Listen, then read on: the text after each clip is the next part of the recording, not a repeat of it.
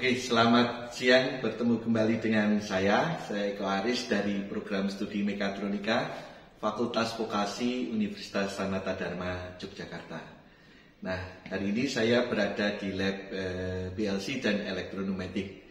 Nah, fokus diskusi kita hari ini kita akan bicara masalah komunikasi antar PLC.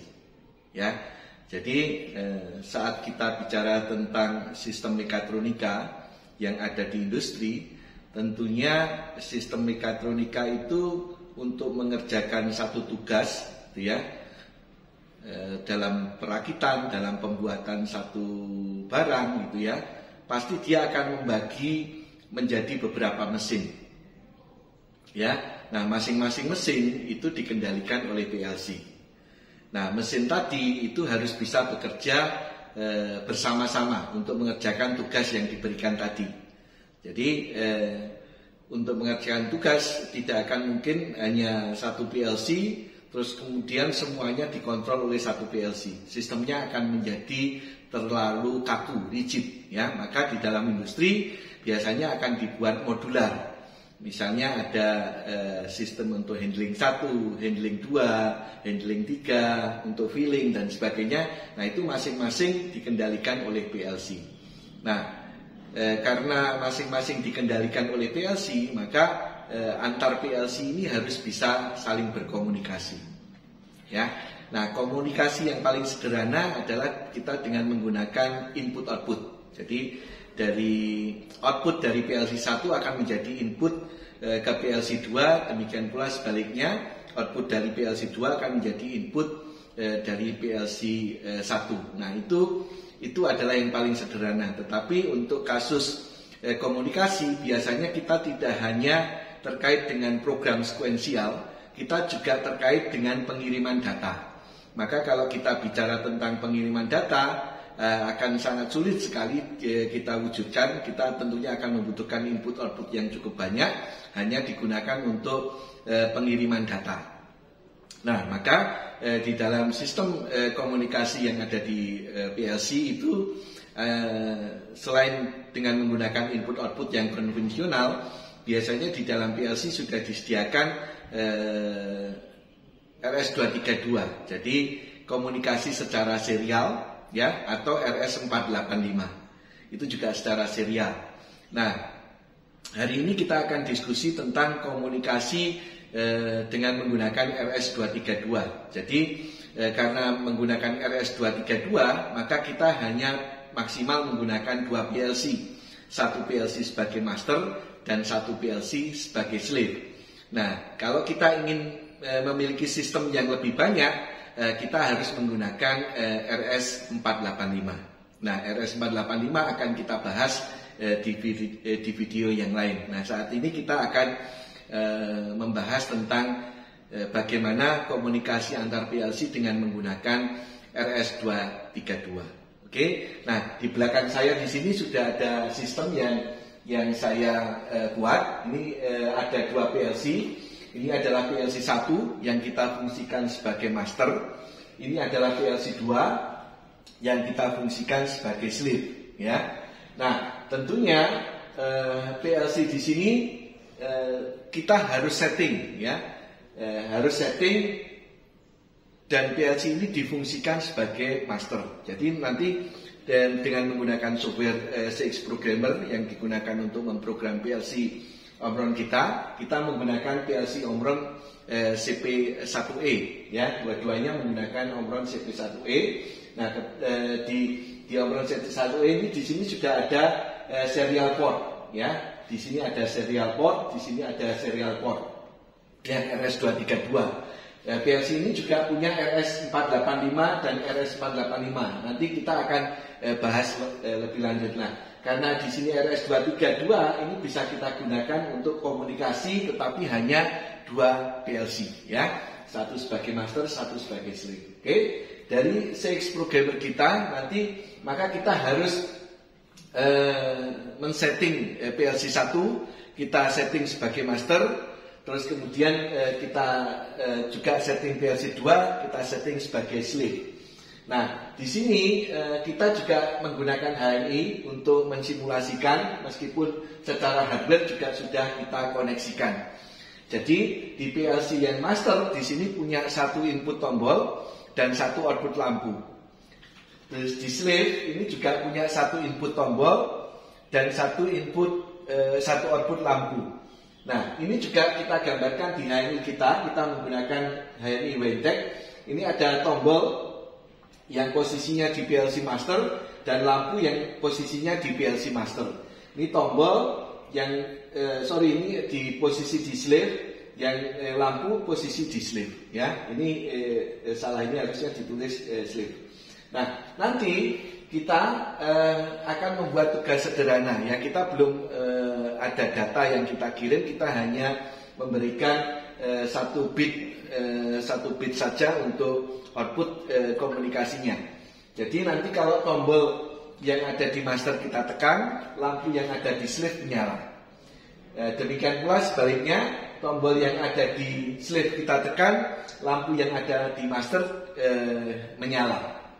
Maka kita lihat, ini kita tombol kita tekan, maka nanti yang akan menyala adalah lampu yang ada di slave. Ini kan tombol yang kita hubungkan ke PLC master. Jadi ini saya tekan, maka yang menyala adalah lampu yang ada di slave. Nah, sedangkan kalau tombol yang ada di slave kita tekan, itu yang menyala adalah lampu yang ada di master. Nah, di sini tombol di sini juga sudah kita paralel dengan desain yang ada di HMI. Jadi kalau tombol master ini kita tekan, yang menyala adalah lampu slave. Sedangkan tombol yang ada di slave ini kita tekan, yang menyala adalah lampu di master.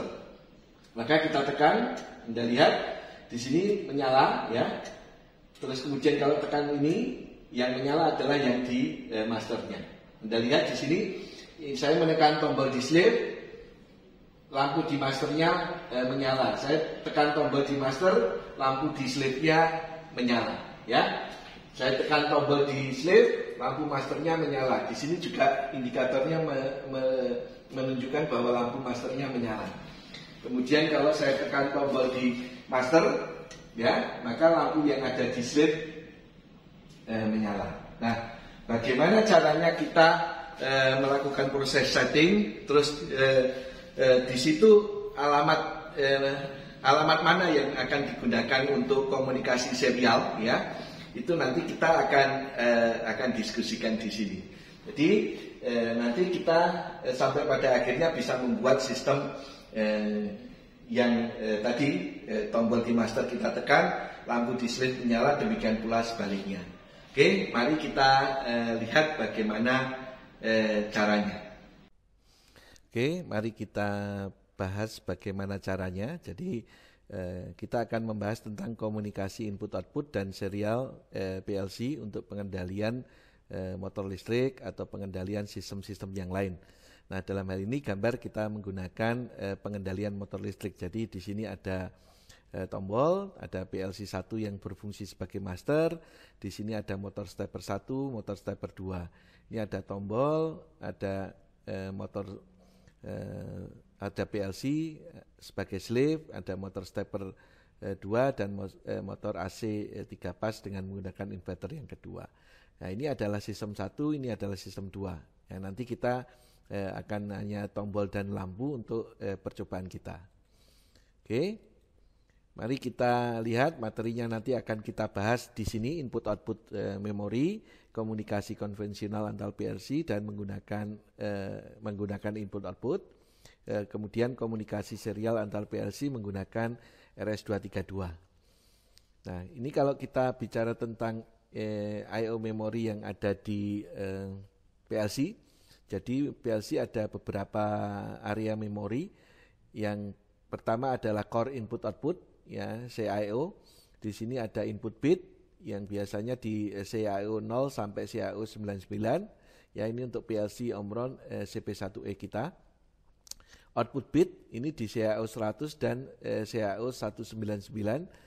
Nah, di sini nanti yang penting terkait dengan komunikasi, yaitu untuk serial PLC link word itu ada di CIO 200 sampai 289. Nah, kita masih punya ada data memori, ada work area dan sebagainya. Oke. Nah, nanti yang penting untuk komunikasi serial kita menggunakan CAO 200 sampai 289. Nah, saat kita bicara tentang komunikasi konvensional antar PLC menggunakan input-output, maka standar wiringnya adalah output dari PLC 1 akan menjadi input ke PLC 2, sedangkan output PLC 2 akan menjadi input ke PLC 1, sehingga di sini ada satu input dan satu output yang ada di masing-masing PLC yang kita manfaatkan untuk komunikasi, sehingga nanti ini tidak bisa digunakan untuk mendeteksi input ataupun mendrive output yang ada, karena ini digunakan untuk komunikasi. Ini baru sebatas untuk sekuensial. Kalau nanti harus ada data yang dikirim, mungkin alamat output yang digunakan untuk komunikasi itu akan menjadi lebih banyak. Tentunya sistem ini menjadi tidak fleksibel. Nah, kemudian kita terkait dengan komunikasi serial, maka di PLC CP1E itu tersedia 2 port serial, satu RS232 dan satu RS485. Nah, untuk RS232 ya yang di atas di sini, maka kita hanya bisa mengkomunikasikan 2 PLC. Satu PLC sebagai master, satu PLC sebagai slave. Sedangkan untuk menggunakan RS485 kita bisa sampai 8 PLC ya. Berarti di sini ada 8 titik. Ya, satu sebagai nantinya difungsikan untuk yang pertama, yang masternya kita ada 7 slave nanti, yang ada 8 slave yang bisa kita manfaatkan.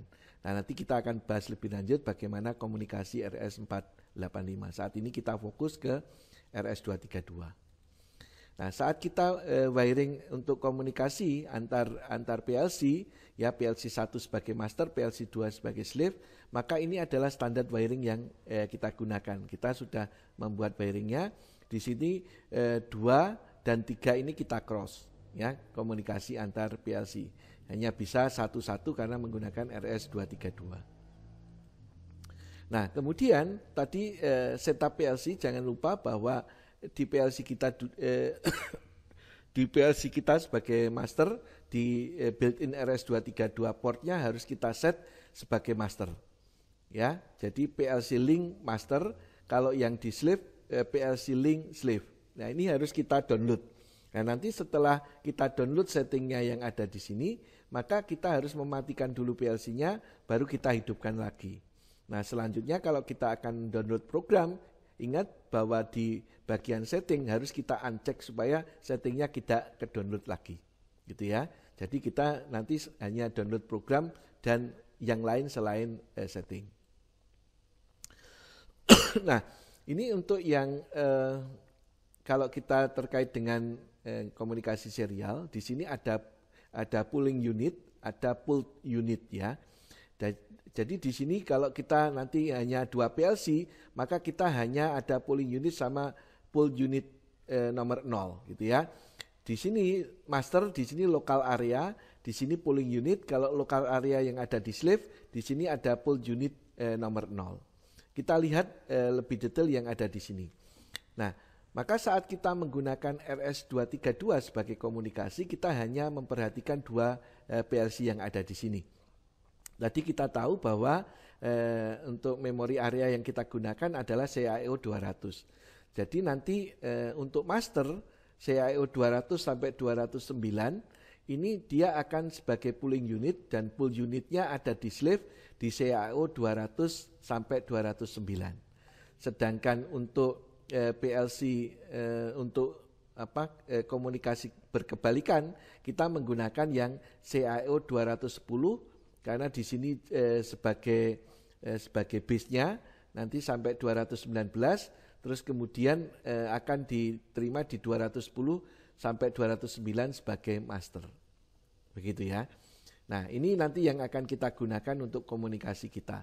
Nah, ini kita tidak hanya bisa mengirim data 1 bit saja, kita bisa mengirim data banyak bit, sehingga kita bisa lebih leluasa dibandingkan dengan menggunakan komunikasi input output.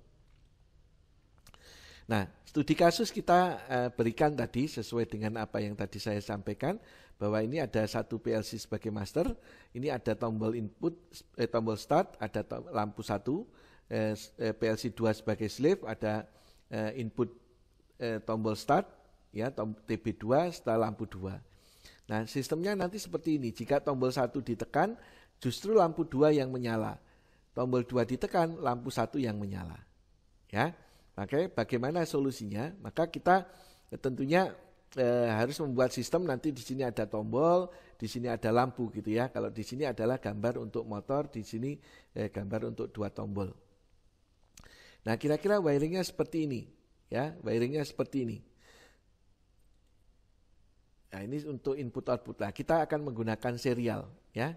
Kita akan menggunakan serial tadi yang di sini adalah solusi jika kita menggunakan input output, maka kita harus ada output di sini sebagai input di PLC yang lain gitu ya.